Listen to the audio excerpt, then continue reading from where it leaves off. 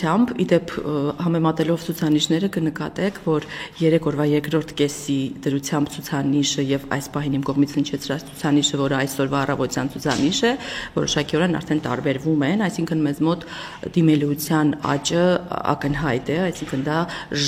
ժամի տարբերությամբ թվերը փոխվում են եւ այս պայծրությամբ մենք ունենք արդեն 3250 հավաստագիր ստացած ընտանիք, որոնցից 2954-ը հավաստագիրը ստացել են Շաշկույքի ձեռքբերման բաղադրիչով, 102-ը ստացել են անհատական բնակելի տան կառուցման բաղադրիչով եւ 191-ը ստացել են գործող հիպոթեկային վարկի մարման աջակցության բաղադրիչով։ Այս 3250 ընտանիքներից այս պայծրությամբ 1220-ը արդեն իրացրել են իրենց հավաստագրերը եւ եթե խոսենք մարզերով, ապա այս պահին մեզ մոտ առաջատարը Կոտայքն է։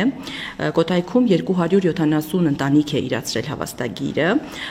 Եթե քաղաքներ առանձնացնեմ, Հրազդան, Չարենցավան եւ Աբովյան քաղաքներն են, բնակավայրերն են ամենաակտիվը։ Հաջորդը երկրորդ տեղում Երևանն է, ունենք 236 ընտանիք, ովքեր Երևանում են իրացրել հավաստագրերը։ Այնուհետ Արմավիրն է 199 շահառույով, այստեղ հիմնականում Էջմիածին, Արմավիր եւ Մեծամոր բնակավայրերն են։ Հաջորդում է Լոռին 129 շահառույով, հիմնականում Վանաձոր, Ստեփանավան եւ Ալավերդի բնակավայրերն են։ Այնուհետ Արարատն է 121 շահառույով, Մասիս, Արարատ եւ Այնթափ բնակավայրերն են գերակշռում, Սյունիքը ունի 70 շահառու, Գորիս եւ Սիսյան բնակավայրերն են առաջատարը, Շիրակը 59 շահառու, Գյումրին եւ Արթիկն են ակտիվ բնակավայրերը, Գեղարքունիքում ունենք 52 շահառու, Գավառ, Սևան եւ Վարդենիս բնակավայրերն են ամենաակտիվը։ Տավուշը, Արագածոտնը եւ Վայոց ձորը համեմատաբար ավելի պասիվ են։ Տավուշում 35, Արագածոտնում 29, Վայոց ձորում 20 շահառու ունենք։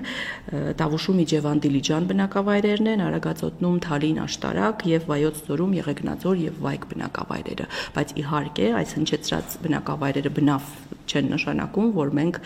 մյուս բնակավայրը շատ լայն է ցանկը եւ գյուղական եւ քաղաքային